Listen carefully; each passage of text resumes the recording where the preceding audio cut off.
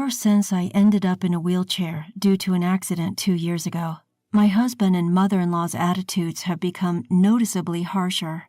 Sorry, but could you please leave this house? For a second, I couldn't comprehend the words my husband suddenly uttered one night. What? What do you mean? I mean exactly what I said. My mother and I talked it over and decided. Do you mean you want a divorce? Yeah, that's it. I've been thinking about it for a long time now. You can't earn a penny. I don't need you. His words came out like blood from a clenched fist. I understand. Thanks for everything, and lastly, thanks for leaving me with nothing. Leaving those words, I left my seat. The time for them to understand those words will only come a little later. My name is Mary Johnson. After graduating from university, I've been working at my current company for 10 years. Well then, I'll be heading out. Thanks for your hard work. Thanks for your hard work too. I closed my laptop and got up from my seat. Looking at the clock by the window, it was now about 2 hours past overtime. A meeting that came in the afternoon had run late, and as I was preparing for a conference and responding to emails after my regular hours, more time had passed than I expected. I left the office, got in the elevator, and went down to the first floor. Looking out through the automatic glass doors at the building entrance, the sun had already set completely. As I checked the train schedule on my phone while leaving the company gate, I headed to the nearest station. On my way to the station, I saw 2 colleagues from the same department as my husband, Thomas, heading to the same way. I wonder if Thomas is already home.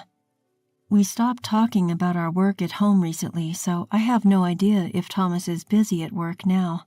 More precisely, talking about work at home has been making Thomas noticeably cranky, so the topic naturally fell out of our conversations. As I was swayed by the train on my way home, I gazed absent-mindedly at the scenery reflected in the window. When I was dating Thomas, we often timed our work to finish at the same time so we could go home together, but our schedules have been completely separate for the past year or 2. I noticed a young couple standing near the door. Maybe they're college students, but I heard them having a fun conversation about a movie they saw recently. The happy scene overlapped with my memories from the past. I clenched my eyes shut to hold back the emotions that grew to well up and shut down my field of vision. I'm home.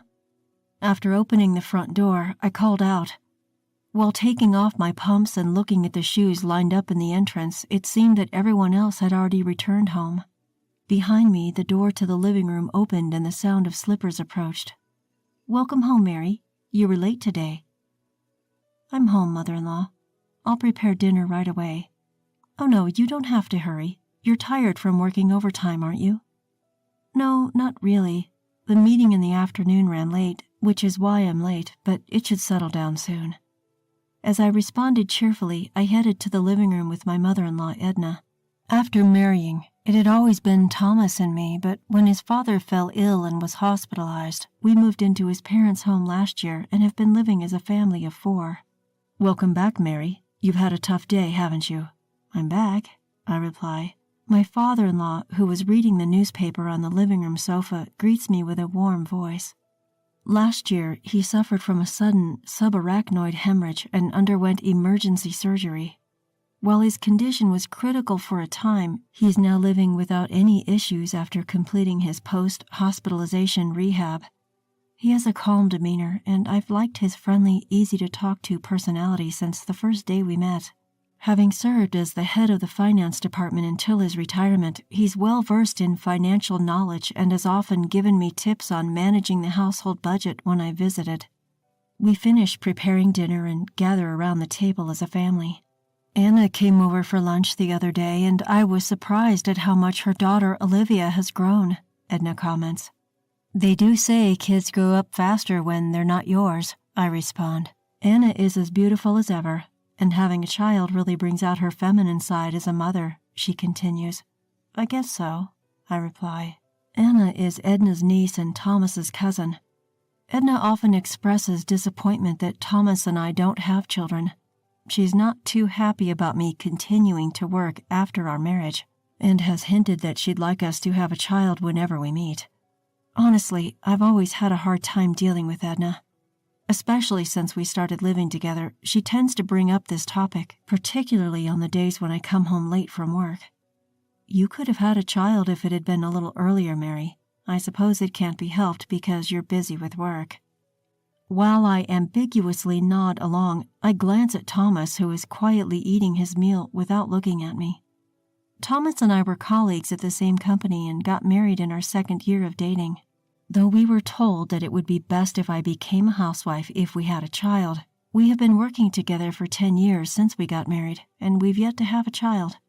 Both of us have longed for a child and have tried everything from herbal medicine to medical tests, but to no avail. While there is a sense of loneliness, we've decided to keep living as a couple and focus on our work.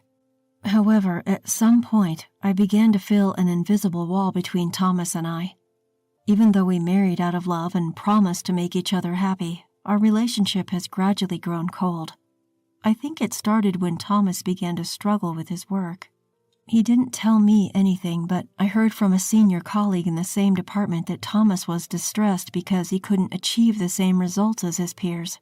Thomas is naturally a gentle person, not good under pressure, and has a habit of pushing himself too hard. I knew without him saying anything that he was feeling anxious and frustrated about the situation. However, whenever I tried to offer him a listening ear, he would stubbornly refuse to share his worries with me, repeating that he was fine and telling me not to worry. Since he continued to keep his worries from me, I couldn't press him further, and I felt helpless that I couldn't be there for him. Even so, on our days off, we'd make it a point to travel together or spend a relaxing day at home, treasuring our time together as a couple. When I became emotionally drained from the ongoing failures in our attempts to conceive, Thomas was there, silently supporting me all the way. That's why, even if I couldn't directly help solve Thomas's current problems, I intended to be by his side, creating moments of comfort and peace for him. The turning point was probably when I received a promotion at work. I was recognized for my achievements on the projects I participated in, and I was even one of the fastest among my peers to get promoted. That's amazing. Congratulations, Mary. I can't forget the expression on Thomas's face when he congratulated me. I was so emotional that I could only manage a simple thank you. As my work became busier, the distance between Thomas and I seemed to only increase. Eventually, we spent less time together. Our conversations dwindled, and around the time when my income surpassed Thomas's, we barely even made eye contact. I would look at Thomas's back as he would finish his meal without uttering a word and leave the table. I can't help but wonder, if I hadn't been afraid of rejection back then and had tried harder to support him, could we have built a different relationship than we have now? When I opened my eyes, the first thing I saw was a bright white light of the fluorescent bulb. After blinking a few times, I started looking around. Apparently, I was lying in a hospital bed. When I looked down at my arm, there was an IV connected and both of my legs were wrapped in numerous layers of bandages and cast. The moment I tried to move, a pain like I'd never felt before shot through my body. Ah! Tears welled up in my eyes from the sheer pain. My body felt as heavy as lead, and it seemed impossible to move. What on earth had happened? I tried to trace back my memories up until the moment I woke up. I remembered going to work at the usual time this morning, finishing up a meeting and report, and leaving work on time for the first time in a while. After leaving the office, I was headed toward the station. Then it hit me. On the way to the station, which was busier than usual due to the rush hour, I remembered hearing the screeching sound of sudden brakes from behind. The moment I turned around, I felt a violent shock. I realized I'd been hit by a car, and at that moment, fear rushed in alongside the pain spreading through my body. What condition is my body in now? The sound of footsteps approached, and suddenly the curtain around my bed was opened. "Oh, Mrs. Johnson, you're awake. But you should not get up yet." A young female nurse called out to me in a rushed manner. "I understand you're confused, but your doctor will explain everything to you shortly. Please, stay calm for now." Okay. After saying that, the nurse left in a hurry. A few minutes later, the doctor arrived and told me about the circumstances of the accident and the surgical procedures. Apparently, a truck that was being driven by a drowsy driver had crashed into the sidewalk, and I was unfortunately there and got knocked over from behind. I had been urgently transported to this hospital immediately after the accident, and it had been about half a day since the surgery. Excuse me, but have you contacted my family already? We have contacted your husband and his parents who live with you to inform them about the accident and that the surgery has been completed successfully. However, they seem to be out somewhere and can't come right away. I see, thank you. Thomas is away on a business trip and his parents have been on an overseas vacation since last week. From the doctor's tone, I could somewhat imagine their reaction when they received the news. Even considering they were out, it didn't seem like the response you'd expect when being told a loved one has been in an accident, at least not to the point where someone else would hesitate to relay their reaction. I laughed bitterly, imagining Thomas's reaction when he found out I was in an accident. It just didn't connect to an image of him being worried about me. From the doctor's subsequent explanation, although there were no life-threatening conditions, the damage to both of my legs was particularly severe. They said the prognosis for walking again is not promising. As I received the explanation, it felt surreal, as if it was about someone else, not my own body. Thomas visited the hospital 3 days after the accident. It was surprising to see his pained expression when he saw me, injured all over, lying in the hospital bed. Sorry, I'm late. It's fine, don't worry about it. I'm sorry for interrupting your business trip. It had been a while since we last talked, and the atmosphere was awkward. Our conversation stalled while we both averted our eyes, and Thomas excused himself to talk to the doctor, leaving the room. I was unable to call out to him and could only watch him leave. It's been 2.5 years since the accident. The disabilities from the accident remain in my legs, and I've been forced into a wheelchair-bound life. The accident happened while I was leaving work, so I was able to stay with the company. But it was difficult to work the same as before, and I resigned about 6 months ago. Since resigning, I've been spending my time at home, but recently a few things have been bothering me. One is that Edna's attitude towards me has become noticeably harsher than before. Mary, do you have a moment? Yes, of course. I'm about to head out, but could you fold the laundry for me? It's just folding, so you can do it even if you can't move your legs, right? Yes, please be careful on your way. Well then, please, get it done. Ever since I started spending my days at home, I've been on the receiving end of more and more snide comments. It seems she's unhappy with her daughter-in-law being at home all day and not working. Now every time we meet, her requests come with a side of sarcasm. I sighed while folding the laundry. The other thing that's been on my mind is Thomas's job. According to a former colleague, Thomas seems to be losing his place at work more than ever before. Outperformed by juniors and subordinates who joined after him, he seems to be treated like an annoyance by his surroundings. He used to mostly keep to himself after coming back from work, but recently he's been taking out his frustrations on me more often. Must be nice, Mary. You don't have to worry about workplace relationships anymore, and you can eat without having to work. I heard from Mom you've been lazing around all day doing nothing. I wish I could have that lifestyle just once. I no longer saw any trace of the once kind Thomas who kept throwing sarcastic remarks at me. All I felt was a sadness for the changed man he had become. I hate to ask this, but could you please leave this house? One night I was at a loss to understand the meaning of the abrupt words that came from Thomas. What do you mean? I mean just what I said. My mom and I have talked it over and decided. I turned to look at Edna, who was sitting next to Thomas. Mary, ever since you quit your job, you haven't contributed to the living expenses, nor have you helped around the house. You've just been staying at home all the time. To be blunt, it's a nuisance if you stay here any longer. Don't you think it's impudent to be leeching off of others without making any contribution to their household? Edna continued, a triumphant look in her eyes. Thomas was silent, without looking at me. Thomas has a tough job, too. Just because you're married, he doesn't have an obligation to support you anymore." I turned my eyes to Thomas, who was looking down. "Thomas is asking me to leave a way of saying that you want a divorce?" "Yeah, that's it. I've been thinking about it for a long time." "So after being together for so long, you have no feelings left for me?" "Why would there be? Of course not." Thomas began to speak as if a dam had broken. "Do you have any idea how miserable I feel every time I see your face? You must have been looking down on me, right? You must have felt superior to me every day, thinking that you were better than me."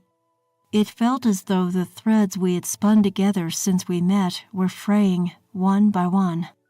"I tolerated you because you were contributing to the household expenses, but things have changed.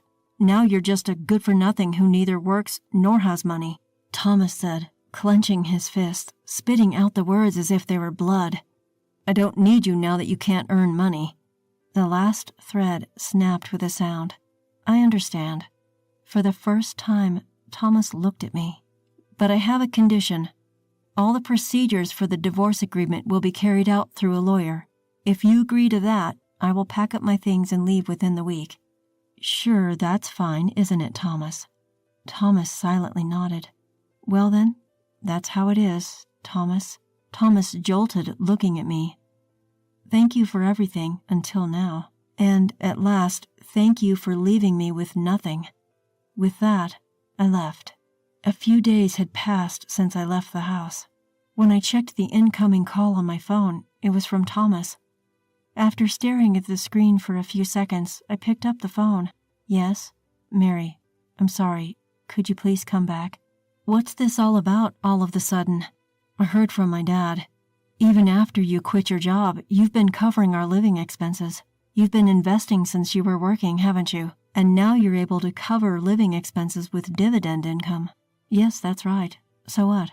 I left the household budget to you and my dad, so I didn't know anything. I thought we were living off my income, but we were mostly living off your income, weren't we? I really regret saying such terrible things. I'm sorry." After getting married and merging our finances, I started investing using my own income. Initially, I was encouraged to do so by my father-in-law, and I only consulted him about financial management and investments. "So what am I supposed to do when I come back?" "Well, my dad says with my income alone, it's impossible to maintain the same standard of living as before. Besides, I'm not confident I can continue my current job indefinitely, so what you're saying is please come back so we can live well? You really got some nerve." I could hear Thomas catching his breath over the phone. "The reason I never said anything before is because even though my feelings have changed, I believed that somewhere you still cared about me. But you're not the Thomas I once loved anymore." "That's not true. I still love you, Mary." "There's no need for you to say anything more. All my feelings for you have vanished the last time we talked. Sorry, but whatever happens to you guys from here on out, I just don't care. Thank you for leaving me with no trust, no memories, nothing at all." "Wait, Mary, please, forgive me. I'll handle all the divorce arrangements and proceedings through my lawyer. Don't ever contact me again." After saying just that, I hung up the phone and blocked any further communication. Subsequently, the divorce process proceeded quickly, and I completely severed ties with Thomas. The only person I still communicate with is my father-in-law. "So have you had any trouble living alone since you split up with Thomas?" "No, not particularly so far." "That's good. I'm sorry for the trouble we caused you, Mary. When I heard about what happened from Thomas and my wife, I was so furious I couldn't help shouting. What's more, I shouldn't have turned a blind eye to the terrible attitude my wife and son showed you for such a long time. I'm sorry, I couldn't do anything." "No, it's okay, sir. Please, don't worry about it. In fact, I'm the one who caused trouble." After I left home, troubles at the house seemed to never end. Even after my income was lost, Thomas and Edna continued to live lavishly without reducing their lifestyle, eventually resorting to pawn their belongings and even accumulating debt. Fed up with their irresponsible behavior, my father-in-law recently divorced his wife. I see this as a good opportunity to reassess my life. I can live just fine with my current lifestyle, and I also want to take on new challenges. With that, I laughed cheerfully. My name is Alice, 28 years old. I work in childcare. Recently, I got engaged to my boyfriend Tom, and I've come to visit his parents' house for the first time. Tom is a graduate of a prestigious university and works for a renowned company. Not only is he smart, but he also has the respect of his colleagues. I've always admired him as a person. His father welcomed our marriage, even saying, "We never had a daughter. Your future mother-in-law will be thrilled." However, I've been bothered by the fact that my future mother-in-law, sitting next to him, seems upset. She's grimacing, almost as if she's angry. While I was observing her, she suddenly asked, "I heard you didn't graduate high school. Is that true? Our Tom is an elite, having graduated from a famous university. You think I'd approve of a marriage between an elite and someone of your status?" I was taken aback when she started to insult me. "Mother-in-law, how can you say such things? You're being rude to Alice." "Exactly, Mom. Your educational background shouldn't matter." Both Tom and his father stood up for me against my future mother-in-law. However, this only seemed to upset my future mother-in-law more. Isn't it natural for a mother to be concerned about the education and occupation of her son's future spouse? Children inherit their mother's DNA, don't they? Don't I want to leave behind excellent genes? It seemed like my mother-in-law wasn't going to approve of me, a high school dropout, because she wanted to ensure the excellence of her offspring. While it's true that some people are obsessed with educational backgrounds, and many parents care deeply about education, it felt sad to be opposed solely because I dropped out of high school. Actually, there was a reason I didn't finish high school. I grew up in a single-parent home after my father died in a traffic accident. My mother was frail, and she had a hard time raising me and my twin sister, Emma. Wanting to alleviate my mother's burden, I started working after middle school. Now, I'm attending night school to get my high school diploma. I'm saving up money, and I can even go to college if I want. Tom is supportive of this, and he even offered to help pay for my college education. Tom understands my home environment, and if I want it, he will pay for my college expenses. Tom is such a kind person, and that's one of the reasons I decided to marry him. But my future mother-in-law seems to dislike this. Tom is an only child, so we will be living with his parents in the future, but I'm a little worried about how that will work out. A while later, I moved into my future in-laws' house. At this point, there was only a month left until our wedding. As the wedding day approached, I had to make more trips to the wedding venue for final checks. I had to make sure to reserve hotels for our guests who would be coming from afar. Between work, school, and wedding preparations, I was very busy. But my mother-in-law didn't seem too pleased with how I was. Today, I was applying makeup to head to the venue, and she suddenly exclaimed, "Oh my, what on earth are you wearing?" My mother-in-law, catching sight of my outfit, had blurted it out loud. "I'm about to head to the venue, so I thought I'd dress up." Whether she was displeased with me dressing up to go to the venue, or just seizing the opportunity to berate me, I couldn't say. "Huh! You say you're going to the venue, but you're just dressing like that to attract men, aren't you? You're such a careless woman." She just decided I was meeting a man instead of going to the venue. I was at a loss for words. I told her I was meeting Tom at the venue, and if she had doubts, she could ask him, but she just assumed I was meeting a man. Then, the next moment, my mother-in-law did something outrageous. She messed up my carefully styled hair. "Hey, what are you doing, mother-in-law? I spent so much time getting ready. This is terrible." With my hair a mess, I couldn't go out and had to fix it. But seeing my disheveled hair, my mother-in-law cheerfully said, "There's no need to fix it. This hairstyle suits a high school dropout, poor woman like you. You should wear your hair like this for the wedding."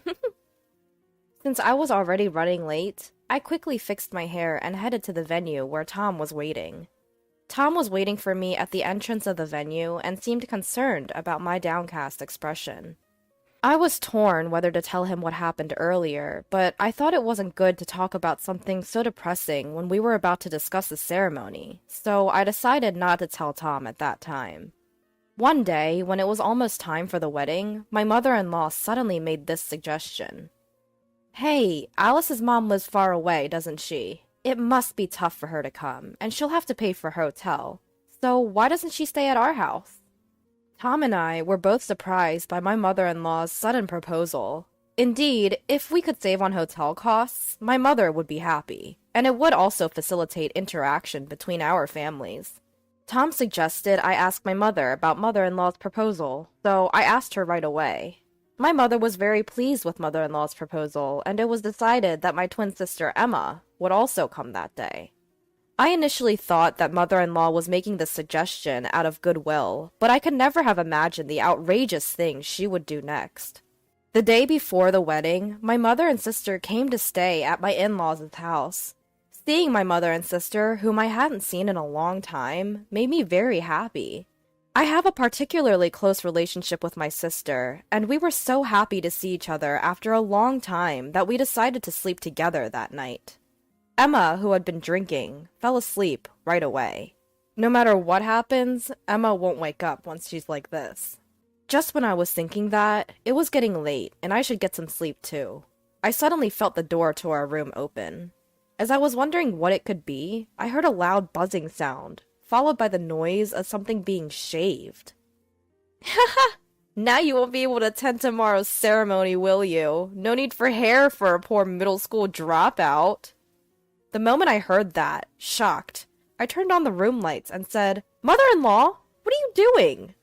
The person in the bed suddenly sat up, startling my mother-in-law as well. Huh? Mother-in-law? You're Alice, aren't you? She seemed to have mistaken me for Emma. That's not my hair. We're twins, and our faces really look alike, but it wasn't me whose hair was shaved with clippers. It was my sister Emma. What? No way. Why? Wasn't it Alice? My mother-in-law seemed to be in shock, but Emma, who had apparently drunk too much, was sound asleep. When she wakes up in the morning and realizes her hair has been shaved off, Emma will surely be very angry. Unlike me, Emma has a strong temperament, so it's obvious she'll be furious. What will you do now, mother-in-law? I'm not going to cover for you. Feeling guilty, perhaps, my mother-in-law left the room with a pale face. The next day, Emma looked in the mirror and was shocked and furious to find that she was bald. Our mother, who was present at the scene, also shed tears in shock, and Tom could not hide his disturbance. It's terrible! Who on earth did this? So I revealed everything that had happened yesterday in front of everyone. I was wondering what kind of face my mother-in-law would wake up with this morning, but she wasn't there. According to my father-in-law, she said she was going for an early morning walk and hadn't returned yet. I thought she had run away, so I revealed everything to our relatives and decided to search for mother-in-law. About 30 minutes later, I got a call from a relative saying they had found her in a nearby convenience store, and my father-in-law headed for that store. My mother-in-law, who had no idea she was being searched for, full of excuses as soon as she came home. I didn't do anything. It's all Alice's fault. Alice used the clippers on her own and cleanly shaved off Emma's hair while she was sleeping next to her. To my surprise, my mother-in-law was trying to pin the blame on me. This shocked me, and I couldn't help but retort. Don't be ridiculous. I didn't do anything. Wasn't it you who came into the room yesterday? It's terrible that you're still lying at this point. But even so, my mother-in-law was reluctant to admit her guilt.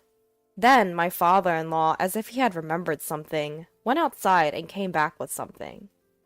Alice, could this be the clipper? Looking at the clipper father-in-law was holding, it was undoubtedly the one mother-in-law used last night to shear off Emma's hair. That's it! That's the clipper! But where was it? It seems this clipper originally belonged to father-in-law, who was always concerned about his appearance and always carried grooming tools with him. When they went to the car, the bag containing his grooming tools was ransacked, and the clipper was the only thing missing. I always leave my car keys in the bedroom. If there's brown hair in this clipper, it's definite that the culprit is your mom. Saying that, father-in-law started to dismantle the clipper. Inside the clipper was brown hair, undoubtedly Emma's. It must have been because she had to rush out in the dark. She couldn't properly dispose of the hair inside. Shown the remaining hair, mother-in-law collapsed to her knees.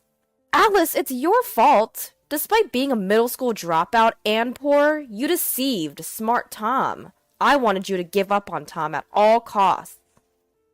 I became disgusted at mother-in-law's selfish words. The one who got angriest upon hearing that was Emma, whose hair had been shaven off. I don't care about your circumstances. What are you going to do about this? I can't attend the wedding like this.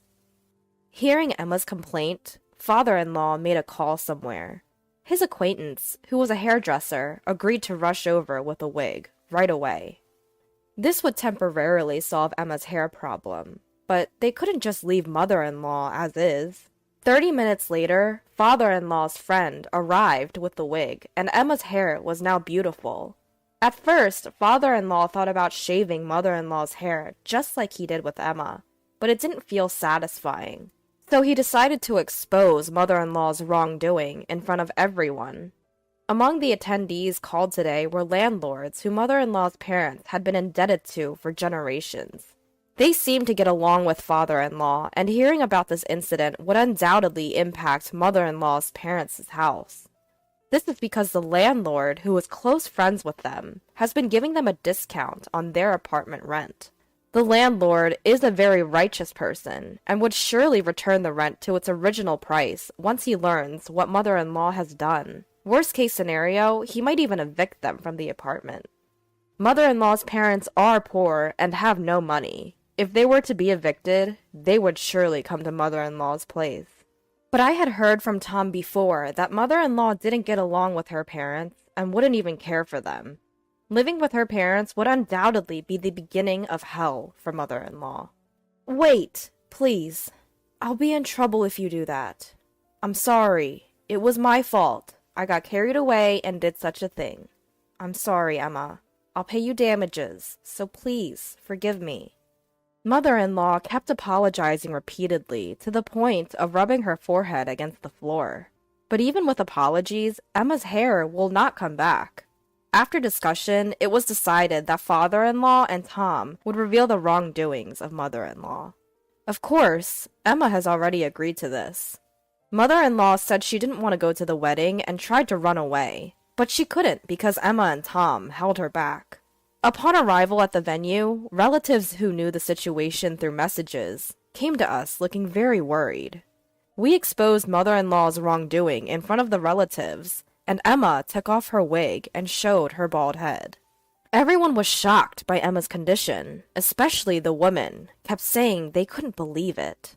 Hair for a woman is like a lifeline.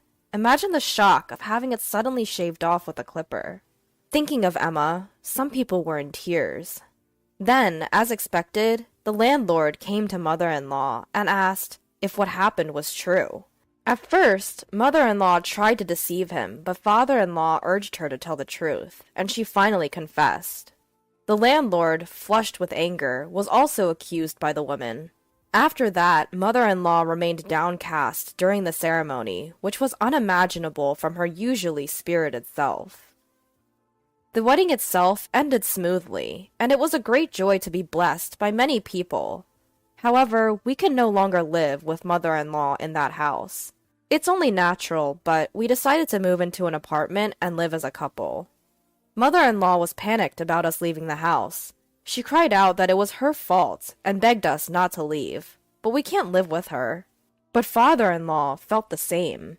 He told mother-in-law that he was going to divorce her and asked her to leave the house. Mother-in-law turned pale and clung to father-in-law, saying, "Please reconsider. Where will I live if I leave this house? You know, don't you, that I'm not getting along with my parents.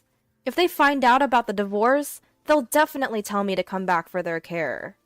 She was trembling as if she could collapse at any moment. But when I think about Emma, I don't care about mother-in-law. I never dreamed that my hair would be shaved off while I was sleeping and mistaken for me. Mother-in-law persistently tried to persuade us afterwards, but since father-in-law contacted mother-in-law's parents, she reluctantly left the house. Currently, mother-in-law is living with her estranged parents and seems to be taking care of them. But apparently, her parents have a difficult personality, and mother-in-law is being completely worn out by their selfishness. She has called us several times to say she wants to start over, but we have no intention of living with her, so we just blocked her calls.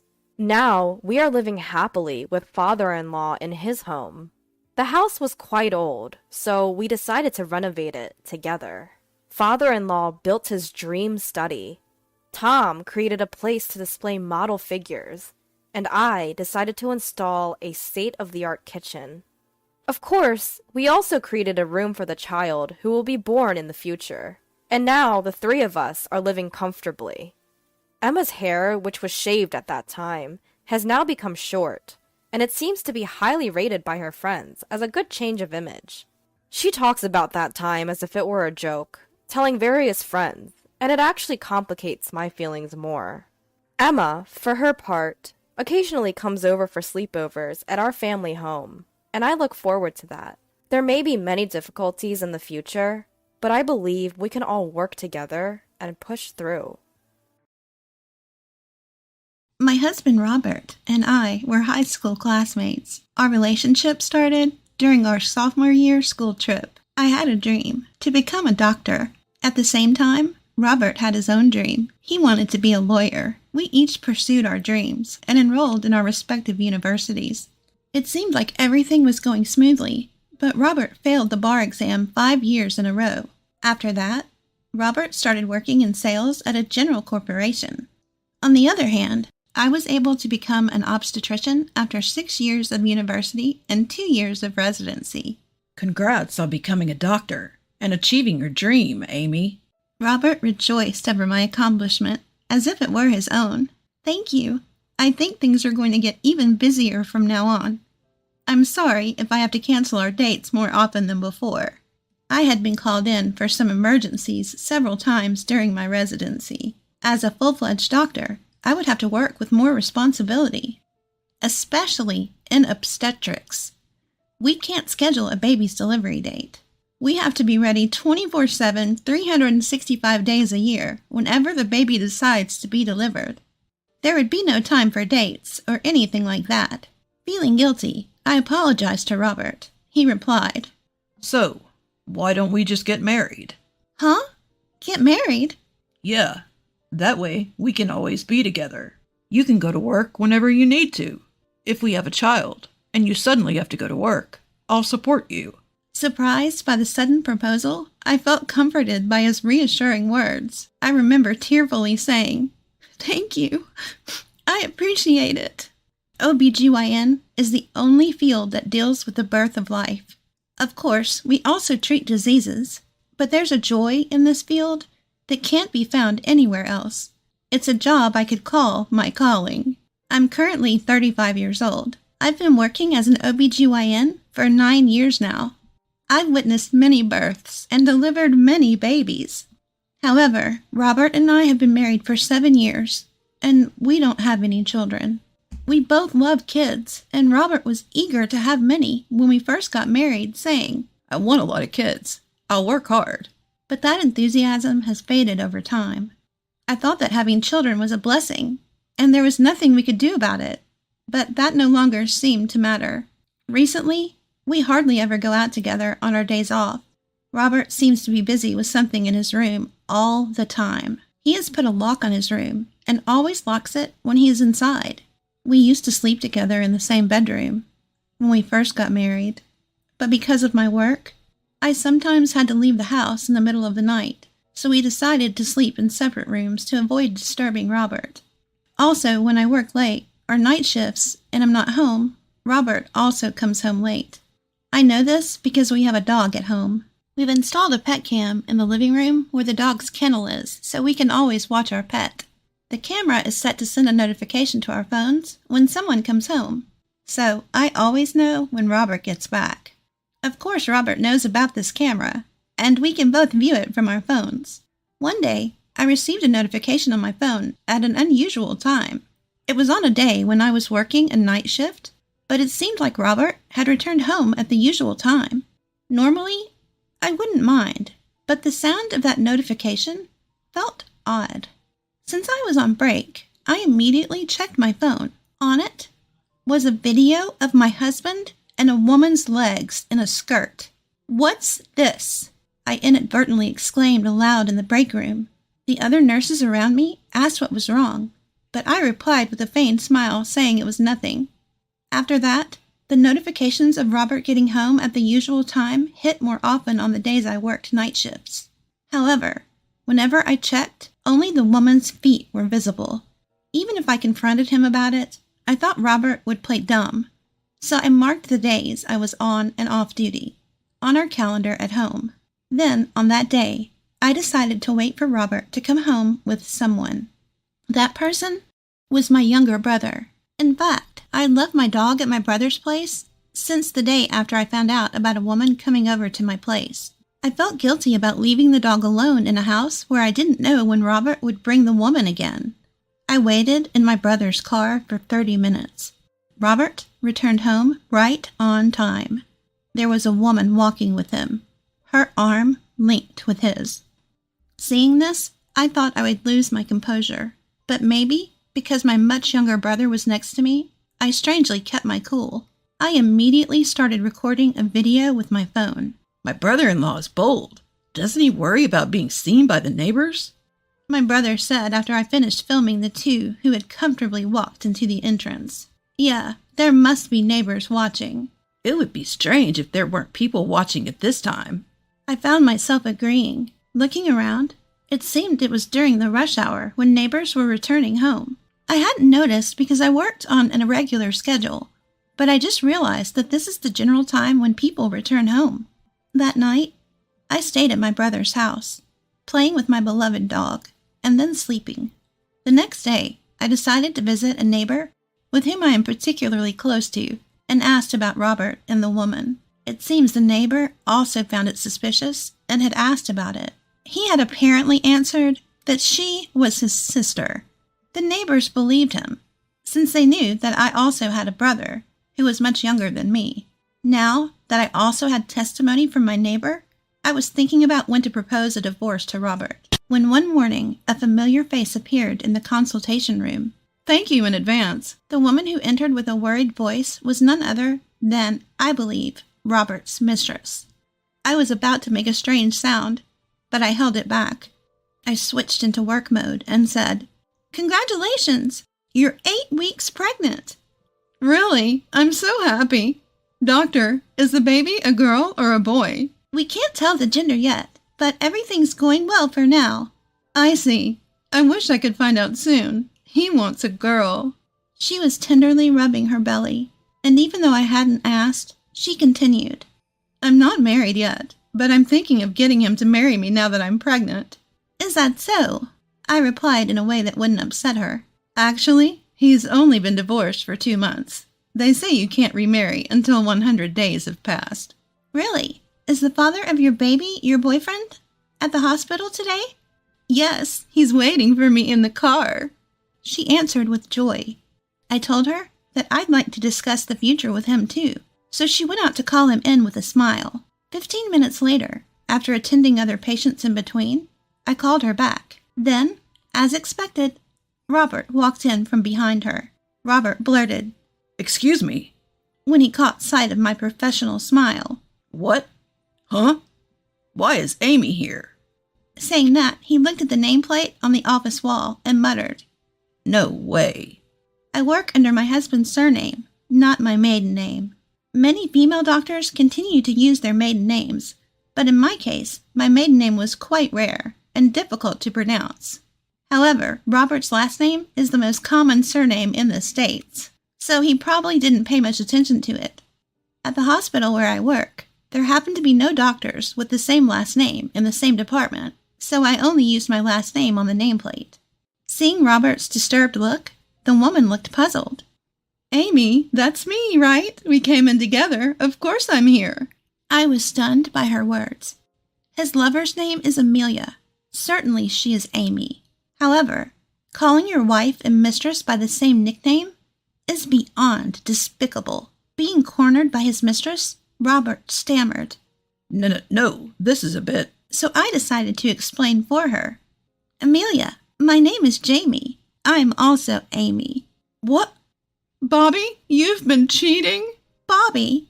I nearly burst out laughing at the reality of a 35-year-old man being called Bobby. Huh, I see you have her call you Bobby. Did you tell her where I work? No. I forgot that you worked here. Robert was taken aback. It seemed he either didn't care or never asked about where I worked. Despite that, his mistress was confronting him. Bobby, who's this woman? No. Robert was unable to explain. Well, that's not surprising, considering that, according to the story I just heard from his mistress, Robert has been divorced from me for the last 2 months. Faced with Robert's silence, I decided to confront the mistress with reality. Amelia, I am Robert's wife. What? Robert, so you lied about getting a divorce to marry me? That's when Robert spoke up. That's not it. For now, just be quiet, Amy. What are you talking about? We need to clarify this. You've been deceiving me, haven't you? I said be quiet. Robert seemed very flustered. Well, of course he would be. No one could remain calm while being accused by their mistress in front of their wife. When did you start seeing Robert? About a year ago. Unlike Robert, the mistress answered my question honestly. I see. So, you were aware that Robert was married when you started the relationship, correct? But Bobby said that his wife was constantly cheating and their marriage was already in ruins. Regardless, having a relationship while knowing he's married, your act is subject to compensation. I responded with a smile on my face. But he's already divorced, right? We're not divorced. At this point, Robert tried to silence the mistress once again. However, this sparked an argument in the examination room. Several nurses noticed the argument and came into the room. Since this could interrupt subsequent consultations, I called for security to escort the two out. That night, I decided to have a discussion with the two of them at a coffee shop. I thought about some strategies and called my brother during lunch to explain the situation and ask him to join the discussion at night. After hearing the whole story, my brother asked, I know it's a weird question, but why did you guys not have any kids? Upon hearing that, I exclaimed, That's it. Thank you, little brother, and embraced my brother in a childish way, ruffling his hair. This would certainly be another blow to Robert. Stop it! My brother pushed me away, but left me with some supportive words. Let me know if there's anything I can help with. I'm not afraid of anything anymore. From here on out, I'm going to hit them with the most severe punishment. That night, as my brother and I waited for them at the coffee shop, they appeared, and the first thing they said was, You're also having an affair, aren't you? At these words, my brother spoke up. Long time no see, brother-in-law. How have you been? Huh? Brother-in-law? You don't mean? Yes, I was just a teenager when you two got married. My brother and I are 9 years apart. He's grown quite mature over the past 7 years, so I guess it's understandable that he didn't recognize him. Furthermore, my brother added, I'm here today as a witness, so please keep that in mind. Fixing Robert and his lover with a sharp gaze. Huh? A witness? Robert looked shocked. In fact, my brother had become a lawyer. Moreover, a lawyer who specializes in divorce cases. He knew about Robert's multiple bar exam failures and had been considerate not to mention it. More importantly, let's continue our conversation from earlier. Here, I brought this. I presented an envelope. Inside was a divorce paper, with my part already filled out. Fill this out. Right now. What a considerate woman, bringing the papers herself. Robert retorted, now looking rather smug, and quickly filled out the papers. Robert's lover, seemingly excited, said, Now, after 100 days, I can officially be Mrs. CEO. However, I immediately asked her, Mrs. CEO? What are you talking about? Robert said he's the CEO of a top-tier company. Robert's eyes started darting around. Yeah, that's right. I couldn't stop laughing. Seeing me doubled over in laughter, Robert's lover looked perplexed. What's so funny? Oh, I'm sorry. Who did you say is a CEO? Robert's just an ordinary office worker. And the house? It's under my name. Also, there's no waiting period for men to get remarried after getting a divorce. Upon hearing this, Robert's lover was livid. What? Robert, how many times were you gonna deceive me? I've had enough. I thought you loved me. Well, I thought you were rich and had a big house. Otherwise, why would I fall for an old man like you? Seeing the two bicker, my brother and I couldn't help but crack a smile. Now it's time to send my husband further into the abyss. I swiftly handed Robert some documents. What's this now? Robert took it bluntly, tearing open the envelope. Upon seeing the contents, his face turned as pale as a sheet. What is this? Do you remember when we had trouble conceiving and had ourselves checked? This is the result from back then. I didn't mention it because I knew you had some ego. Is this mine? Yes. It seems you can't have children. So who's the father of the child inside her, I wonder? I presented him with the test results we had done years ago. According to the results, Robert was infertile. I had not mentioned it to him since I'd come to realize that even without children, we could still be happy together. Upon hearing the news, the other woman didn't consider her surroundings and began to make a scene. I didn't know you were infertile. Wait, so it's not my kid? Maybe the test results are fake. Robert's lover hit and snapped at him. If you're seedless, it's someone else's. I didn't know who the father was, so I was planning to marry you because you earned the most. Hearing that, both my brother and I were left speechless. The two of them kept arguing, so he tried to calm them down, worried they disturbed the other customers. But they were unstoppable. My brother, as a lawyer, began to explain to them. He said I would be demanding compensation from both Robert and his mistress. The two of them cried. We don't have any money. But that wasn't my problem. My brother told them if they continued to complain, he'd take them to court, and they finally agreed to pay. The next day, I quickly submitted the divorce papers and kicked Robert out of my house. After that, Robert, who was incapable of doing any housework, couldn't live alone, and was disowned by his parents, and ended up marrying his mistress, Amelia. Moreover, he desperately wanted a child, and decided to raise the unborn child as his own, although they didn't know who the father was. Amelia probably figured it would be cheaper to raise the child together and share the burden of the compensation than to pay it on her own. Robert started working like a mule to pay the compensation for both of them. Once Amelia gave birth, she planned to put the baby in daycare and get a part-time job.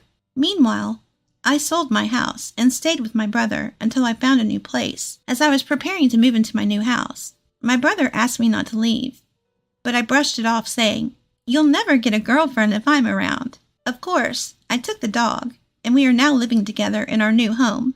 Moving forward, I plan to continue working and being involved in bringing many more lives into the world. I realized I had been deceived during the first New Year's after marrying my husband, James. While helping with the holiday meal in the kitchen, my sister-in-law Emily made a snide comment. "Susan, are you bad at cooking? Make the presentation nicer. It's killing my appetite." I am no culinary genius, that's for sure. I struggle with presentations, but I was doing my best. Still, I thought it was unnecessary for her to call me out like that, especially with other female relatives around. I'm sorry. I usually don't pay much attention to that. I would appreciate some guidance. Just as I sincerely asked for help, my mother-in-law Tiffany interrupts and says to me, "Plating food is basic, right? Especially when it's James' favorite dish. You've never cooked it at home, so you don't have a sense of how to plate it, do you?" Poor James. He married a wife who can't even cook properly. "There's a reason. You have been divorced before, you know." "Did your ex-husband cheat on you because he got tired of your bad cooking and careless personality?" Tiffany and Emily took turns making these comments and finally walked away looking annoyed. They complained but never actually helped. Instead, another female relative stepped in to assist me. What surprised me more than being criticized for my lack of cooking skills was the drastic change in their attitude towards me. 6 months ago, I remarried. After divorcing my cheating ex-husband 2 years ago, I met James, who is younger than me. We hit it off and quickly started talking about marriage. Both James and I love spending time outdoors, so we went fishing and camping together. We decided to get married. James is active but kind, and I felt comfortable around him. I was worried whether his family would accept me, a divorcee. But when I visited his family home, they welcomed me warmly, and my worries vanished. It's nice to meet you, Susan. If you're okay with our son, please marry him. Good for you, James. You found a kind wife. I had some interactions with my previous husband's family, but we never got close. They were wealthy and formal, and I, being an ordinary person, couldn't fully understand their values. So I was honestly worried about getting along with this new family. But I thought everything would be fine since they welcomed me warmly. That sense of security must have been fake. Throughout my stay, Tiffany and Emily kept bad-mouthing me. I was shocked by their change in attitude. On the night of January 3rd, I finally returned home and felt relieved to the point of tears. Then, in August, during the summer vacation, my husband suggested going back to his family home, but now my anger and sadness had faded, and I thought maybe they were just stressed out at that time. It's not very popular to drag on and complain about the past few days. I was still a bit scared of Tiffany and Emily, but I thought I could manage for a few days. So I decided to accompany my husband back to his family home. Let's buy lots of gifts to make them happy. If I bring gifts, we'll surely have a pleasant conversation. I thought that the New Year's incident was just a bad dream. I kept thinking that until we arrive at my in-laws' home, which is in a coastal town in the neighboring state. We drove half the day, and due to traffic, we arrived in the evening. Welcome home, James. Susan. Tiffany smiled warmly, happy to see her son after a long time.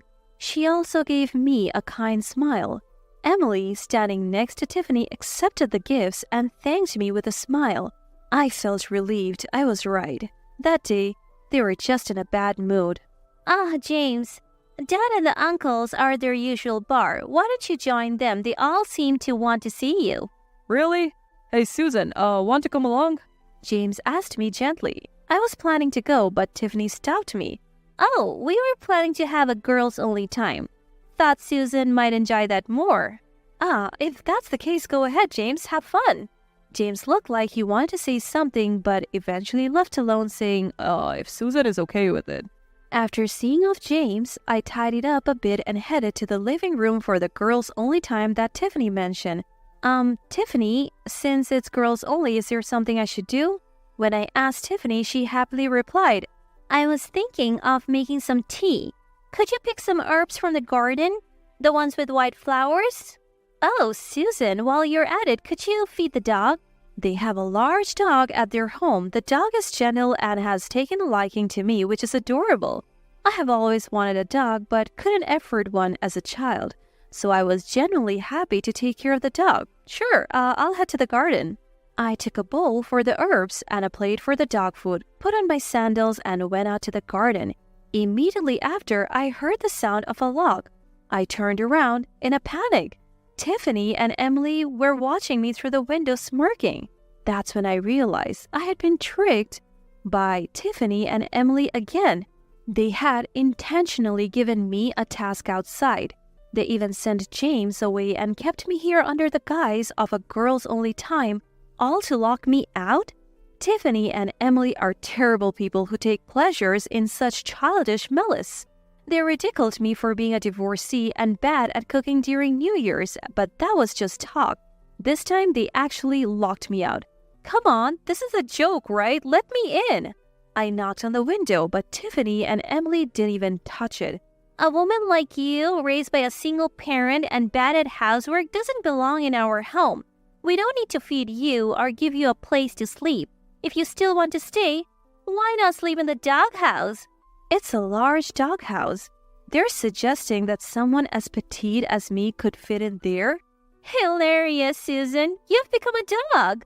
Emily clapped her hands and laughed. This is cruel. Stop it, please. But they just laughed and didn't lock the door. I wondered how to get back inside but realized that even if they let me in, they would probably continue to mistreat me. Then it hit me. My car keys were still in my pocket. If I can't go inside the house or join my husband, I can just kill time outside, I thought. I took something out of the car and quickly set it up. Tiffany and Emily, surprised by the noise outside, opened the curtains to see what was going on. What on earth is she doing? Tiffany covered her mouth in astonishment. And for good reason. What I had taken out of the car and set up was a tent we used on last week's camping trip. They probably never expected me to opt for outdoor comfort. Stop it, you are ruining the lawn. You are so rude. You are never setting foot in this house again. Ignoring Tiffany and Emily, I decided to make myself some hot coffee on a small camping stove I had left in the car. Even though it's summer, it had been cloudy all day and it got quite chilly as night fell. It's a season for iced coffee, but hot coffee felt more satisfying. Before I knew it, the family dog who had come out of the doghouse came over to warm up by the fire. Sorry for the noise. Oh, right. I was supposed to feed you, wasn't I? Here you go.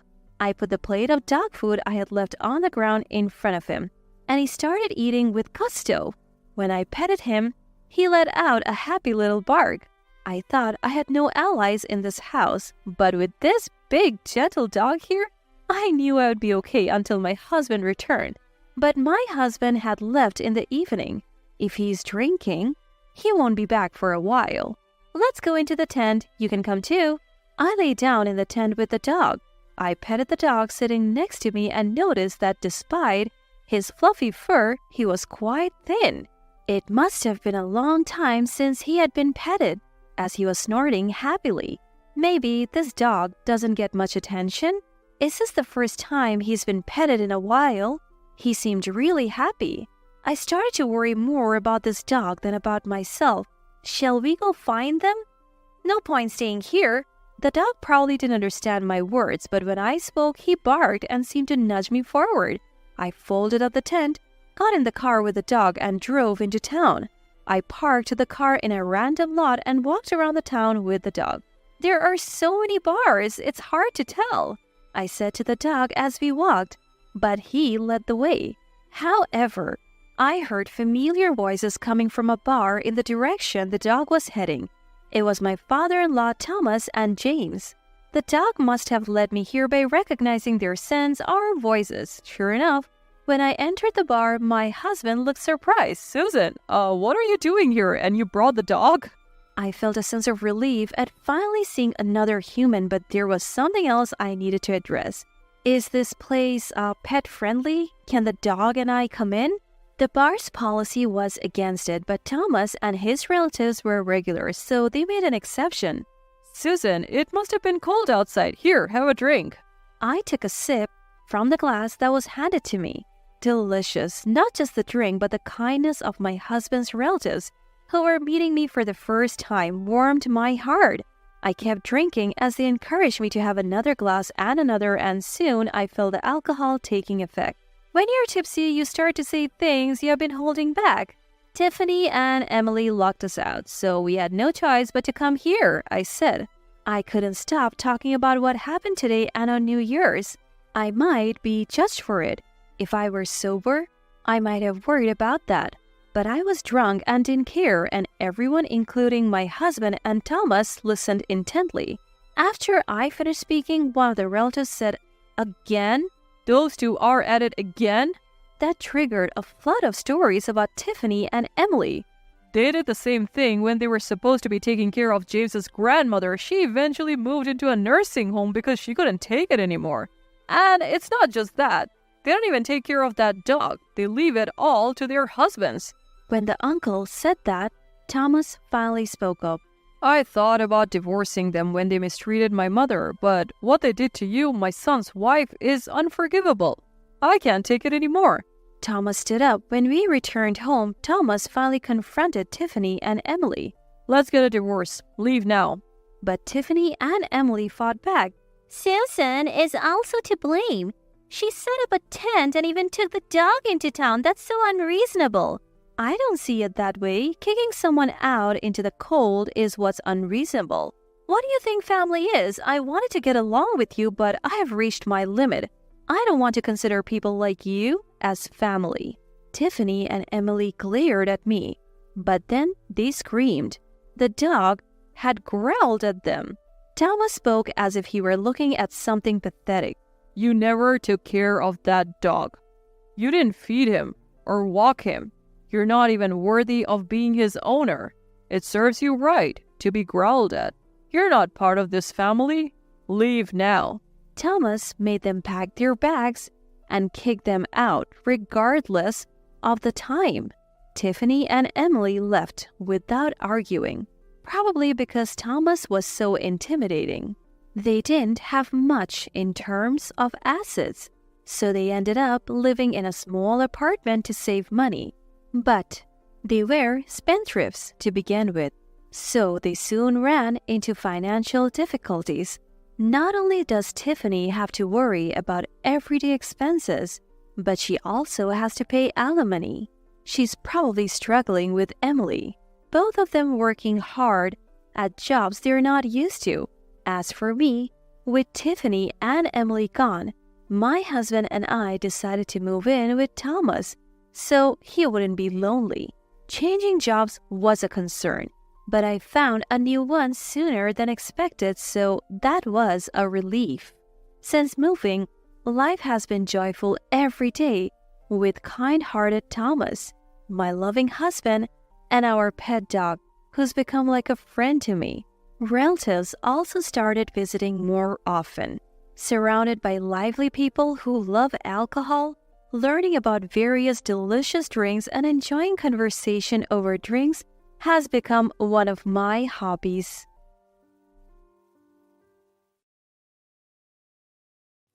My name is Sherry.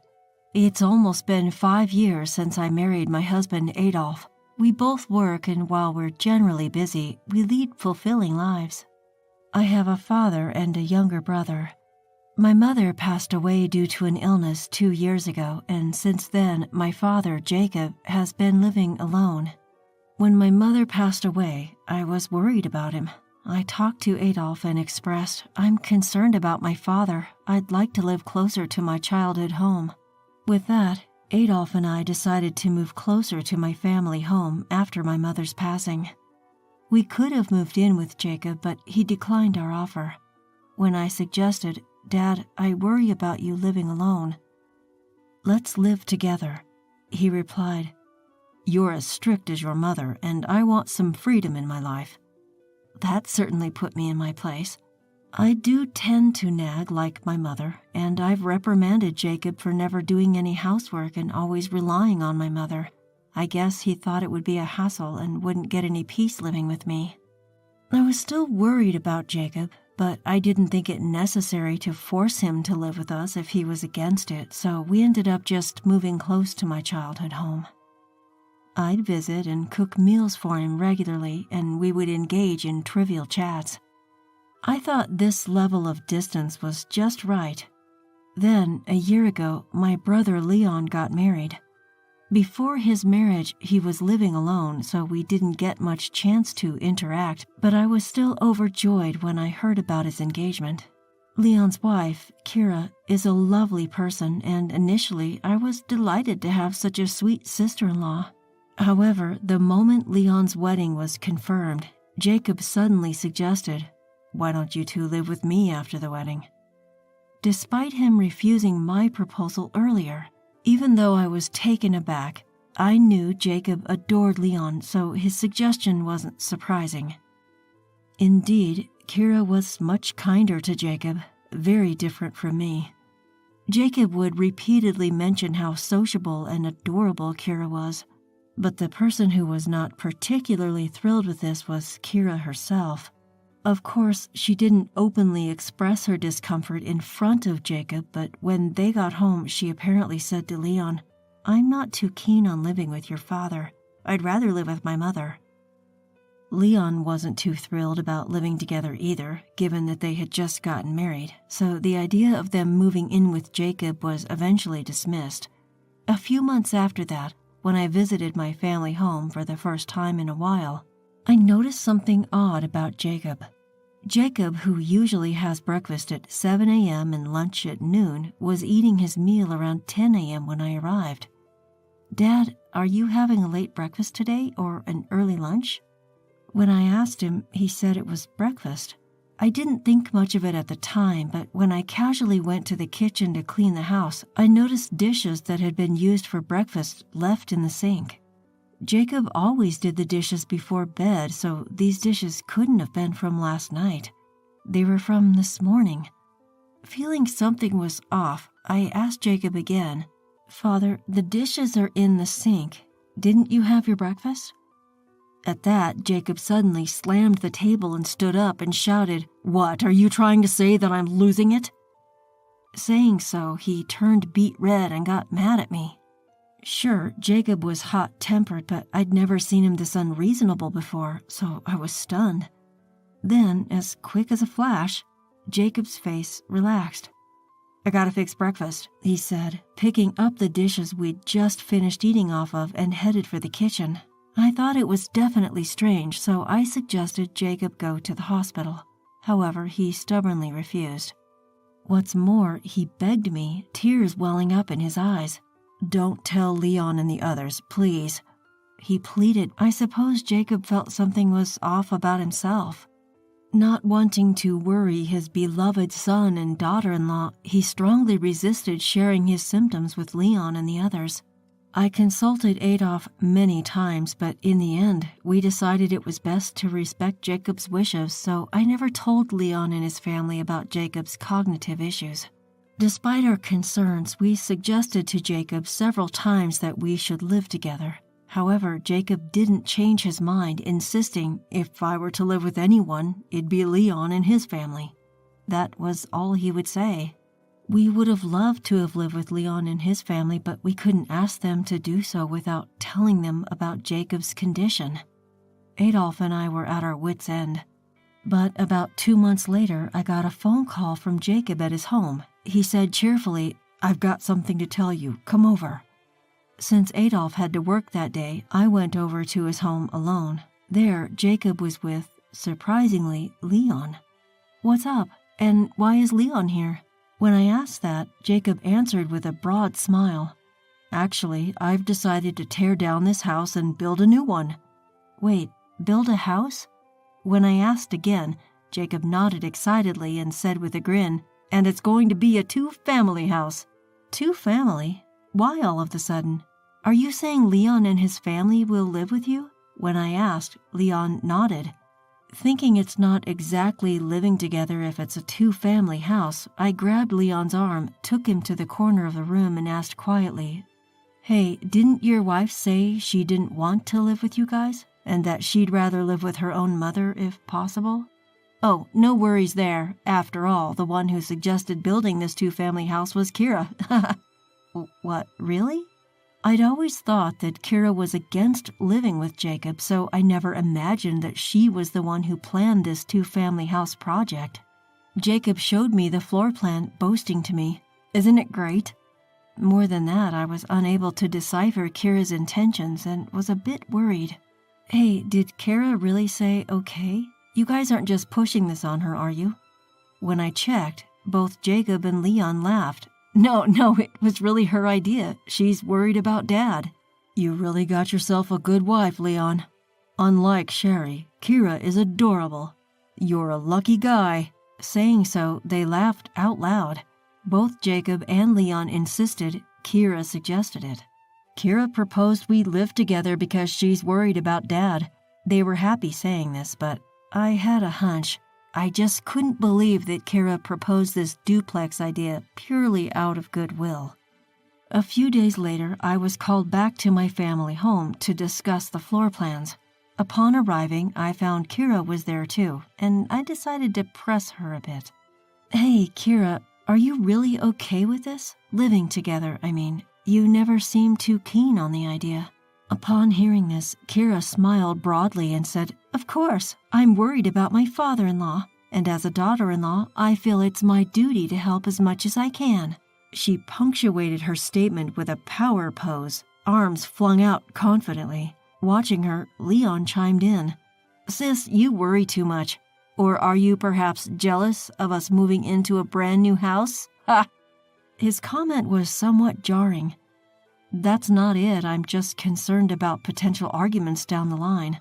Upon hearing that, Jacob, trying to tease me, said, Don't lie. You just want to live with us too, right? Sorry, but no way. Just show me the floor plans already. I'll look and leave. I sighed. While we were in the midst of this back and forth, Kira's phone rang. I'm sorry, it's my mom. I'll take this outside, she said and left the room. Jacob and Leon showed me the floor plan, bragging about this room and that detail for what felt like an eternity. Yet something about the floor plan nagged at me. Hey, what's this big room for? Was it there when you showed me last time? When I asked that, Leon began to explain. Oh, that? Kira requested that room, Leon began. She said we could use it freely and it could serve as a guest room when someone comes over. Jacob chimed in, seemingly impressed. Kira really thinks of everything, huh? What a good kid. But something about that room didn't sit right with me. It was about twice as big as any other room. A guest room, isn't it a bit too large? It's the biggest room in the whole plan. At my question, Leon and Jacob gave troubled looks. Well, Kira really insisted on this room. If Kira wants it that way, then it's fine. You shouldn't interfere, they concluded. Feeling rather annoyed at this point, I decided to head home. I'm leaving, I announced and stepped out of the room. As I did, I heard Kira's voice. She was still on her call, her voice just audible. I hadn't intended to eavesdrop, but I couldn't help but overhear her conversation. Yeah, it's fine, Mom. I've made sure to create your room. Don't worry, they'll do as I say. Once you start living with us, I'll kick out the old man. She was telling her mother, clearly. I turned unconsciously toward her voice and our eyes met. Kira quickly ended her call. Oh, sister-in-law, are you leaving already? Do visit us once the house is ready. Kira smiled at me, so I asked her, Is what you just said true? Kira's eyes widened for a moment, but she quickly regained her composure. What do you mean? I'm going back to my room. With that, she left. Something was definitely off. I decided the best thing to do was to go home and talk to Adolf. A few days later, Adolf and I headed to my in-laws' home. Of course, we had asked my brother-in-law and his wife to be there in advance. Sherry, you've called us all here. What's this about? Jacob asked, to which I answered straight to the point. Building a duplex house is a mistake. Kira will take it over and it'll be the end of it. My words left Jacob and Leon speechless. How can you say such a horrible thing? Kira pretended to cry, exclaiming. Seeing her reaction, Leon and Jacob glared at me. What's wrong with you? Why would you say such a thing? You just don't want us to live together, do you? Just leave. They yelled back at me. Just listen to me, Leon and Dad, you are being deceived. Despite my serious plea, both Jacob and Leon refused to listen. You're the worst. We've been wrong about you, they shot back. At that moment, something snapped inside me. I slapped the table and spoke clearly to Leon and Jacob. Do you know that woman planned to bring in her mother after the duplex is built and kick Dad out, and you still want to build it? With that, Kira shuddered. Leon and Jacob, taken aback by the truth, muttered, No, it can't be true. Kira, you were worried about me and wanted to live together. They started mumbling. Kira, sensing trouble, quickly replied, Of course, it's all for you, Father. My mom has nothing to do with it. She tried to dodge the situation, but I wasn't going to let that happen. I had no choice but to reveal the truth to her. Okay, Kira, if you insist, but if you really want to build, buy the land of this house from me first. What? Kira was puzzled. You see, the land where this family home is built was originally my mother's, and I got it in exchange for helping Leon, who was in a financial crisis at the time. I'm not going to let you use this land for your selfish purposes. If you really want to do it, I'll sell it to you at double the price. If you're really worried about Jacob and want to live together, you can afford that much, right?" With that, Kira fell silent. Jacob shouted, "Then I'll pay. Isn't that enough?" That's when Adolf, who had been silent all this time, finally spoke. "Dad, Leon, I hate to say this, but even if Sherry is hated by both of you, she's trying to protect you. If things go Kira's way and her mom moves in and Dad gets kicked out, Leon, can you take responsibility?" Adolf's calm and steady statement was strikingly credible, and both Jacob and Leon were stunned into silence. Seeing this, Kira, unable to stand it any longer, started to make a fuss.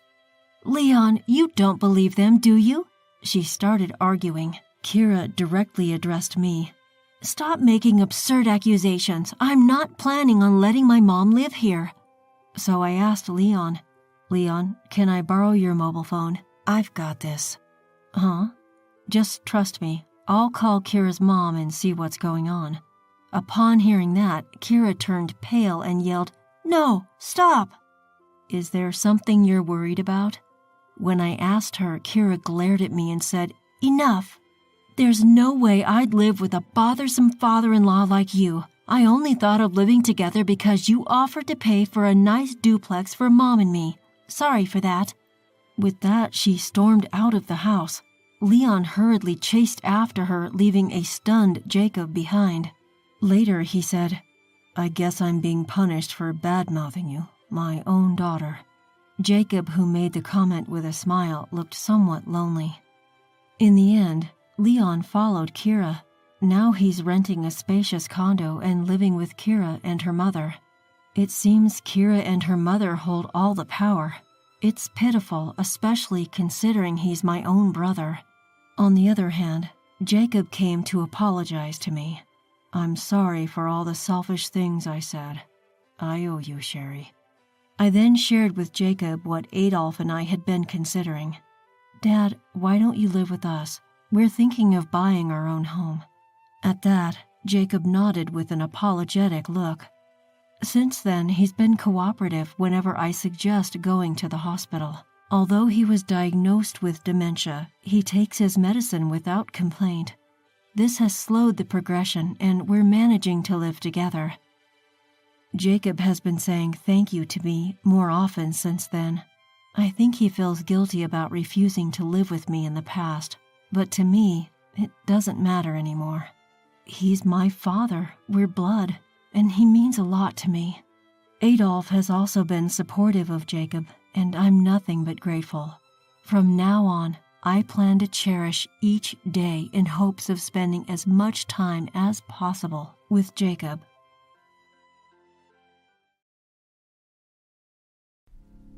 I really don't want you at the wedding.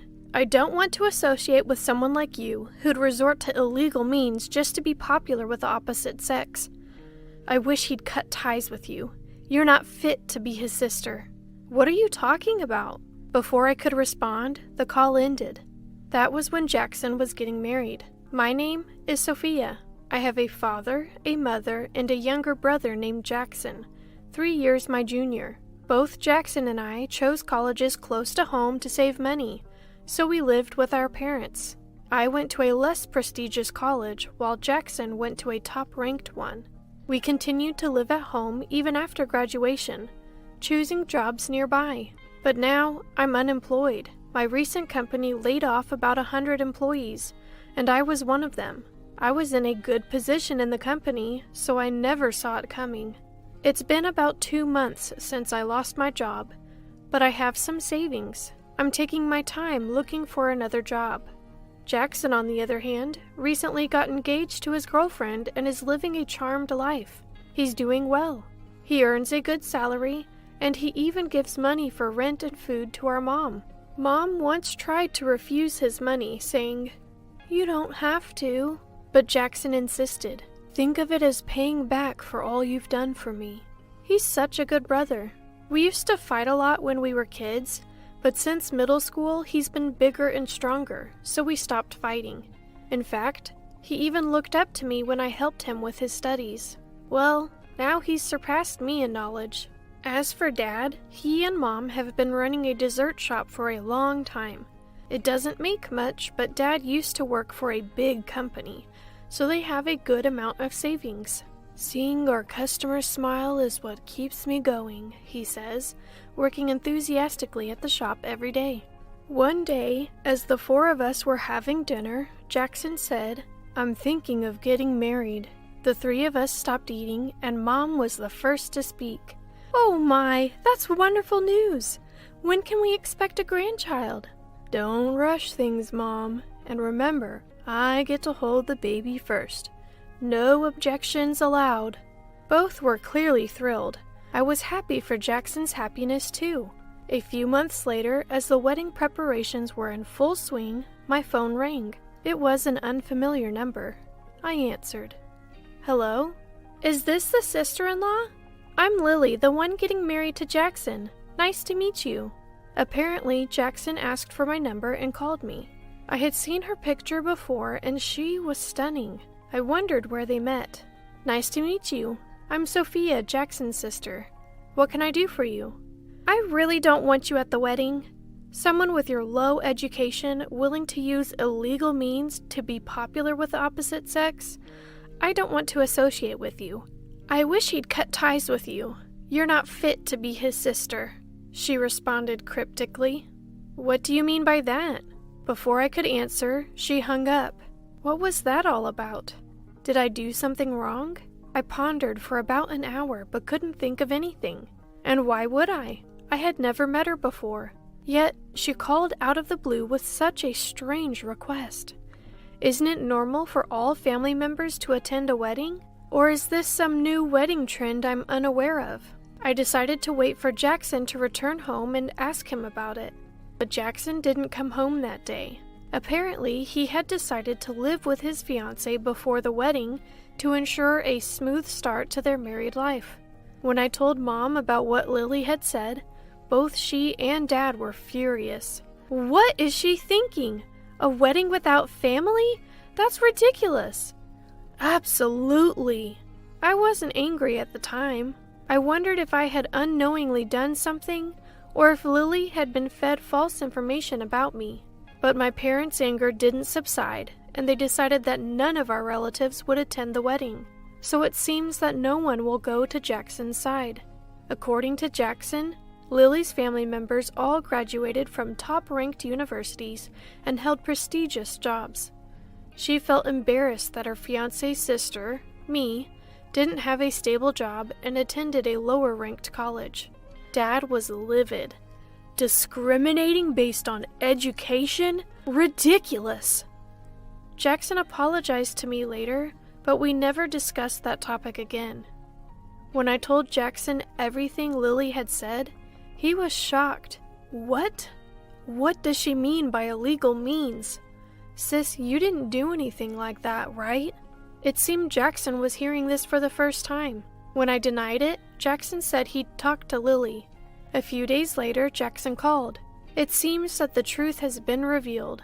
Apparently, Lily had been suspicious because of the drastic difference between my high school and college photos. That should be it.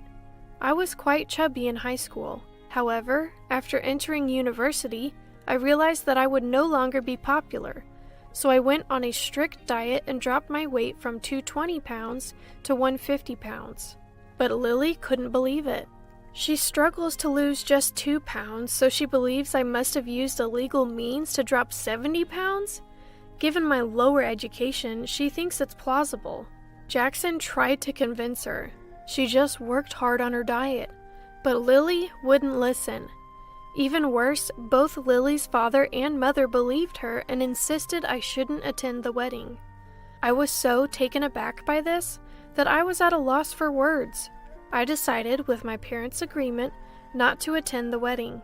A few days later, Lily called again. "Sister-in-law, you're the worst! Because of what you told me, we were humiliated." "What? I didn't do anything. I just chose not to attend. I just didn't attend the wedding." The next day, Jackson called to apologize for Lily's behavior. You let Lily walk all over you, I warned. Jackson replied, I'm sorry, but I can't stand up to her. Apparently, one of Lily's relatives is a major client of Jackson's company. His career and future promotions hinge on staying in this person's good graces. If he upsets them, the business deal could be canceled, and Jackson could lose his job. I was more concerned about Jackson's situation and told him not to worry about it. A week later, Lily called again. I really didn't want to talk to her. Sister-in-law, you're unemployed, but you have a lot of savings, right? If I get pregnant, we want to live on the second floor. Could you move out? It'd be better for our baby. I don't want to say this, but being around someone who'd resort to such means to gain popularity is bad for the child's upbringing. Indeed, my parents live on the first floor and I have a room on the second. She wanted to use my room for their unborn child. Without hesitation, I declined. That's not possible. Goodbye. And I hung up. Although I haven't found a new job yet, I've been making money through Forex trading using my savings, and I contribute more to the household expenses than Jackson does. I was content living with my parents, and I had no plans to marry anytime soon. But I was worried that refusing Lily might affect Jackson's career. The next day, Dad was furious. Why did you refuse to live with them? It's just living together. I always dreamed of living with my grandchild. Are you trying to take that dream away from me? Dad's face is red and angry. I explained everything Lily had said. Dad calmed down. So, they want to kick you out and take over the second floor because you're bad for the baby's upbringing? Unbelievable. But if things continued this way, Jackson would always be under Lily's thumb. That's why Lily always calls me directly, not my mom. I told Mom, I'll move out. It should solve everything. Besides, they won't live here forever. Jackson always talked about living in a beautiful, spacious house. Dad was silent for a while, but then said, all right, and hung up. A few days later, I moved out to live on my own. Soon after, Jackson and Lily moved into my parents' house. Lily began preparing 2 rooms, one for their baby and another as their bedroom. Half a year passed. Mom called me. Since they moved in, they haven't paid any living expenses or rent. But I can't believe Jackson would do that. I think Lily might be stopping him. Why do you think that? Well, Lily doesn't cook at all, uses the bathroom whenever she wants, and keeps the heater on all winter. The electric bill is sky high. She keeps saying she's about to give birth, but her belly isn't getting any bigger. Apparently, Mom was doing all the housework, including cooking. The next day, I called Jackson. Jackson, how's living with Mom? It's fine. Lily seems to be getting along with Mom. I'm hardly home, but the laundry's always done and the room's clean. Make sure you thank Mom, okay? Thank her? She's doing everything. Laundry, cooking, cleaning. And I heard you're not even paying living expenses or rent. You should at least cover that. What? Lily told me she's doing everything. I give the rent to Lily every week. Are you saying she's not doing anything? It seemed Jackson was clueless. A few days later, Jackson invited everyone for dinner at their place. Mom made lots of pizza, my favorite. It seemed Lily was helping, but Mom told me she was just doing it reluctantly because her relatives and parents were coming. The doorbell rang. It was Lily's parents.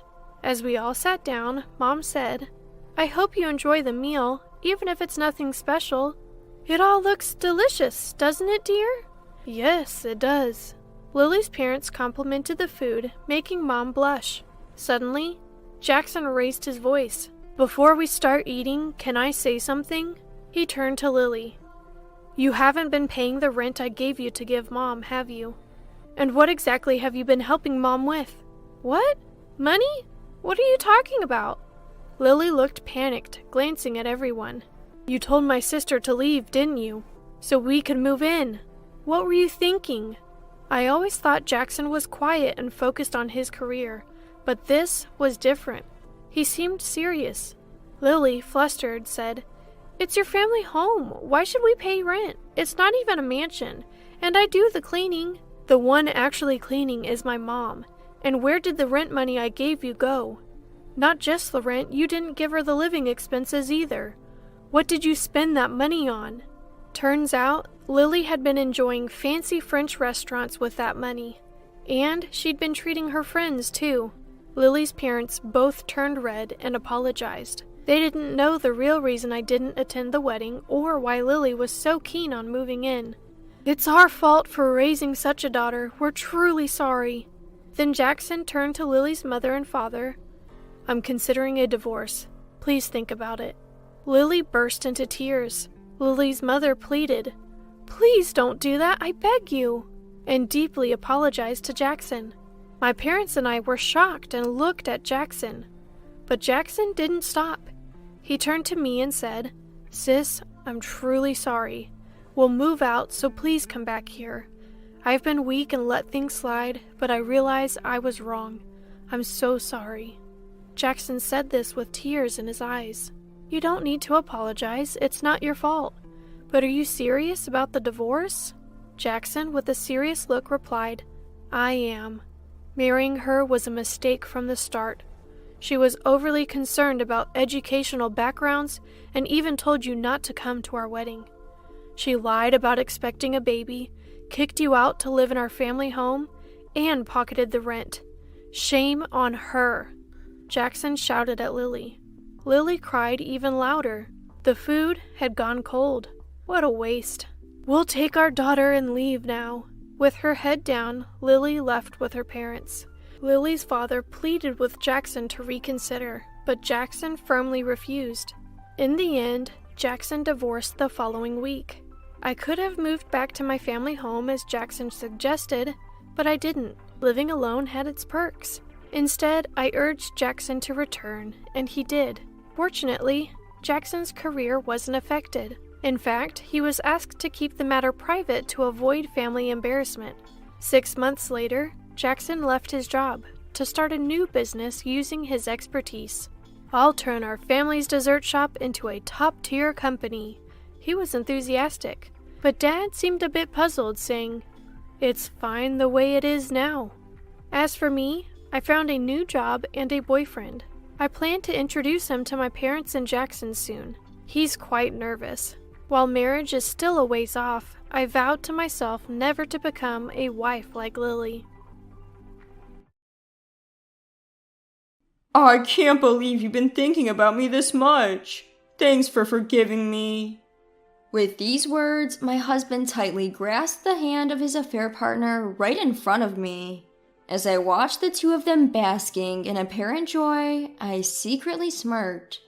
Enjoy your fleeting dream together. I can't wait to see their faces twist in shock. My name is Molly, 29 years old. I met Pat at a mixer, and we're now in our 4th year of marriage.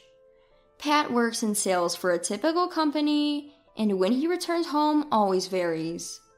About 3 years ago, he started coming home in the early morning every Friday. I immediately suspected infidelity. He would always be gazing at his phone when at home, and sometimes a foolish grin would cross his face. He would hastily hide the screen when I walked behind him, and sometimes there was a scent of women's perfume. What are you looking at? You seem happy. I once asked him, testing the waters. Nah, the stocks I bought recently are doing well. I'll get a cake after work next time. What do you want? Such lies can't last for long. What confirmed the affair was a woman's earring that came out of Pat's pocket. When I confronted him, he immediately confessed. I will never do it again. It was just a momentary lapse of judgment. Please forgive me. Molly, you're the only one I love. At this point, 3 months had passed since I first began to suspect his infidelity. A momentary lapse for 3 months?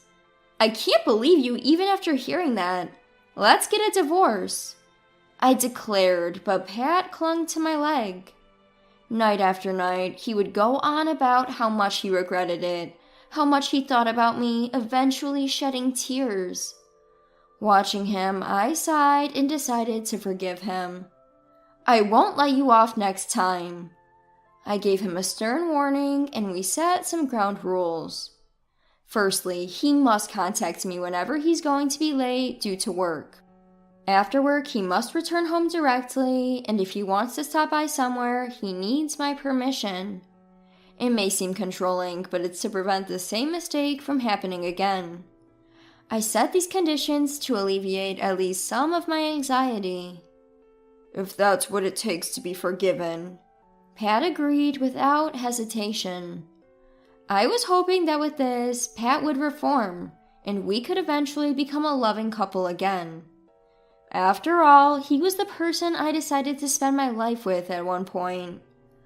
Although the wounds from his betrayal hadn't fully healed, I held on to hope for the future and decided to continue my relationship with Pat. However, even if he says such apologies, he's still a man who was intimate with another woman behind my back. Thinking about it just filled me with disgust. For a while, I decided to sleep in a separate bedroom from Pat. Half a year has passed since Pat's infidelity was discovered. He was diligently following the agreed conditions, but lately it seems like Pat is taking the agreement lightly. Why didn't you let me know you'd be late? We agreed you would tell me when you'd be late, remember? I questioned him when he arrived home at dawn. Pat let out an exaggerated sigh and retorted, "Do you really expect me to inform you every single time?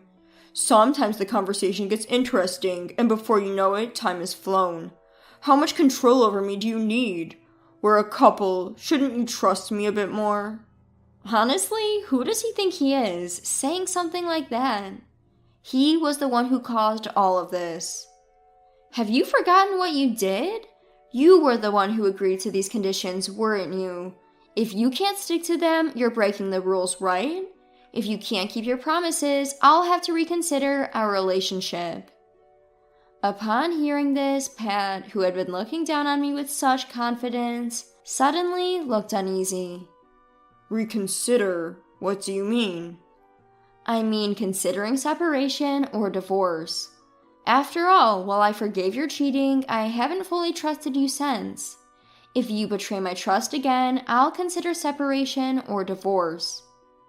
At that, Pat clung to my leg, just like the first time, apologizing. I'm sorry, I'll keep you informed. I can't live without you, Molly. Please, don't say such things. If that's what you think, prove it with your actions. I replied coldly and headed to my bedroom. Since then, Pat has been diligent about keeping me informed. While he often comes home late, it seems he has made a good impression on his clients and gets invited to their drinking parties quite often. I have another drinking party today. We're close to sealing a deal. You go ahead and sleep. Reading the message from Pat, I let out a sigh. Maybe if he's going to be late, I should take a detour on my way home. I'm curious about some new cosmetics, and it could be a good diversion. It had been a while, but I decided to go to the department store after work.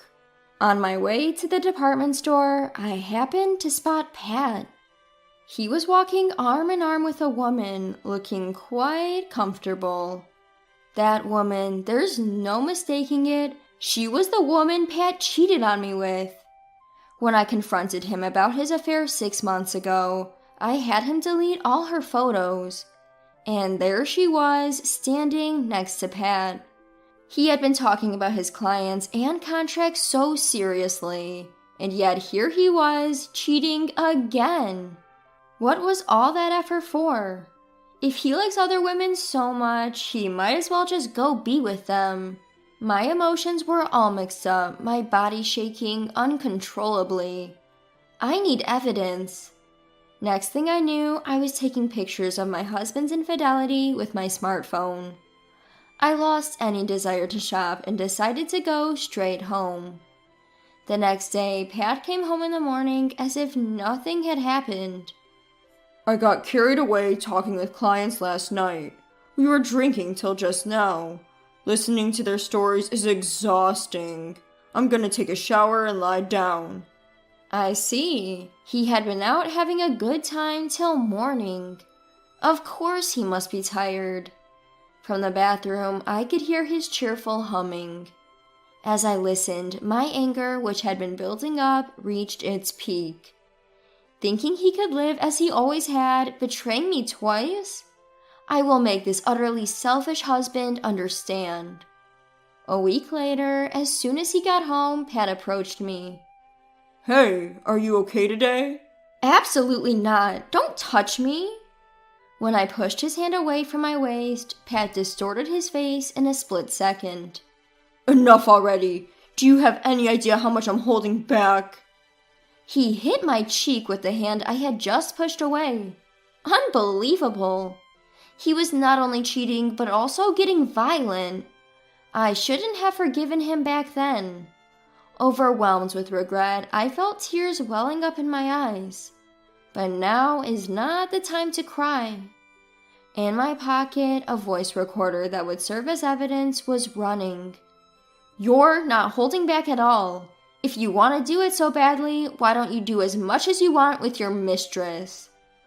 When I shouted like that, Pat's eyes widened in surprise. You think I haven't noticed? I know everything. What? What are you talking about? Your favorite Anna should be arriving soon. At the same time, the house's doorbell rang. Pat's face turned pale at the sudden appearance of his mistress. In fact, I had been in contact with Anna during the week. The moment she learned I was Pat's wife, she grimaced as if annoyed, but she immediately smiled when I said, I'm going to divorce him. I thought you would hold on longer, but you're surprisingly easygoing, huh? Let's sit down and talk, the three of us.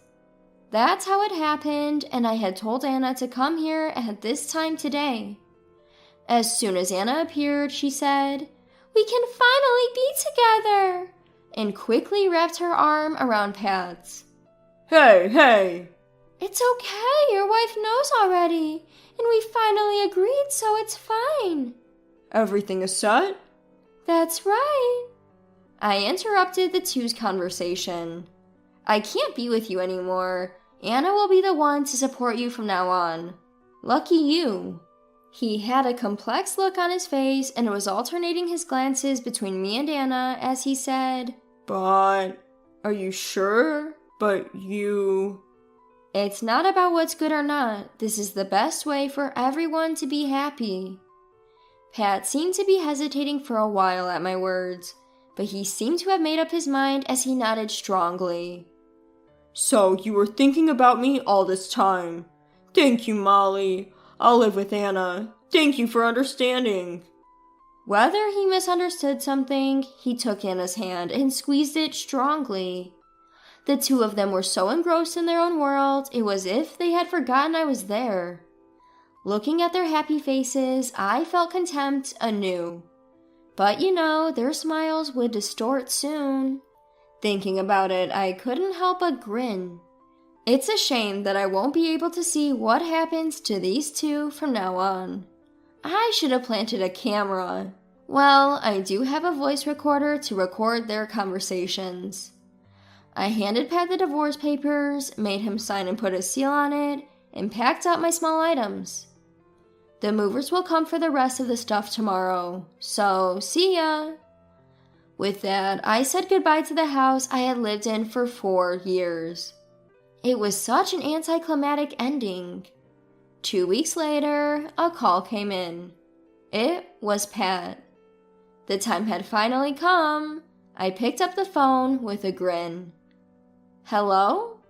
Hello, Molly. A person claiming to be your lawyer just came by. What's going on? You said you were forgiving me, right? I didn't hear anything about alimony. That's right. Right after divorcing Pat, I had visited a law firm. I took pictures of the affair I had been recording when I called Anna to the house, and of course, the moment Pat laid his hand on me was also recorded. There was plenty of evidence, so I was able to get a notarized statement immediately. Still, I felt uneasy with just a notarized statement, so I asked the lawyer to visit him directly. I already received a report from the lawyer, so I was eagerly waiting for a call from Pat. I can't afford to pay alimony. This is out of the blue. I could tell how flustered he was, even over the phone, but I calmly replied, I never said I would forgive you, did I? It's pretty obvious you'd be asked to pay alimony after having an affair, don't you think? Plus, you raised a hand to me. What? Wait a minute. Yes, I shouldn't have hit you in the heat of the moment, but things were settled between you and Anna, right? Isn't that why you called Anna to the house? Pat began to talk rapidly. I watched him, ridiculous as he was, and told him with a triumphant tone.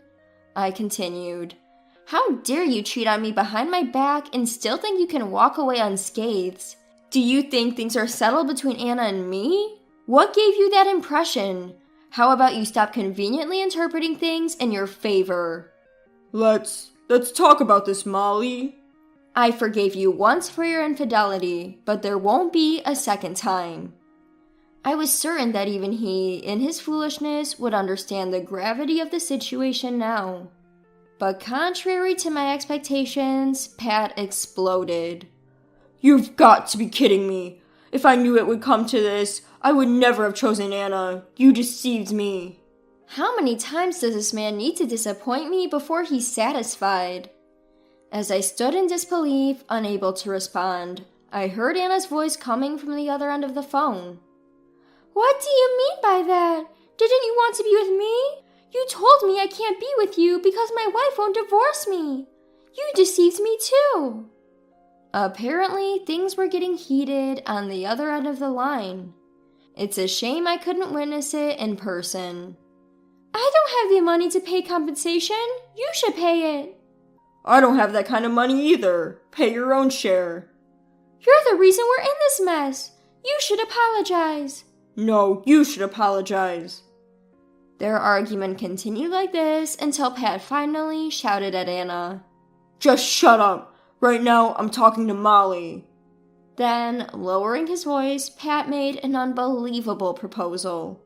I'll break up with Anna. Let's start over, Molly. I realized it's you whom I truly love.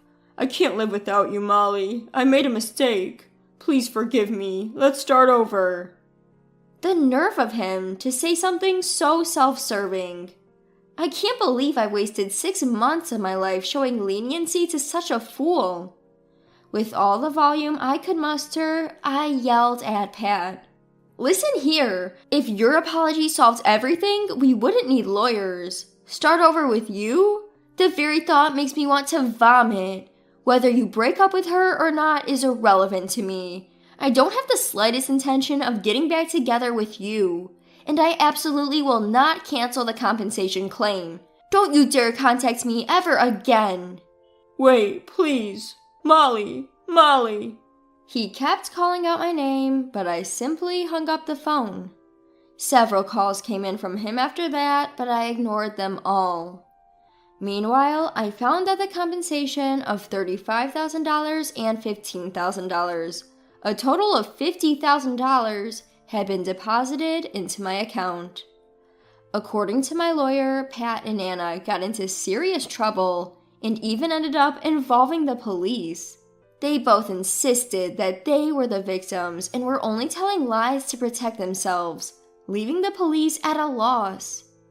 In the end, they paid me the compensation, but it seems they're both trying to get the money back from each other, even going as far as filing lawsuits against one another. A man who cheats on his wife without a second thought, and a woman who willingly gets involved with a married man. A fitting end, indeed. As for me, I took this opportunity to quit my job and move to a quieter place in the Vermont countryside, which I had been eyeing for a while. I think I'll take it easy, away from the hustle and bustle of the city for a while.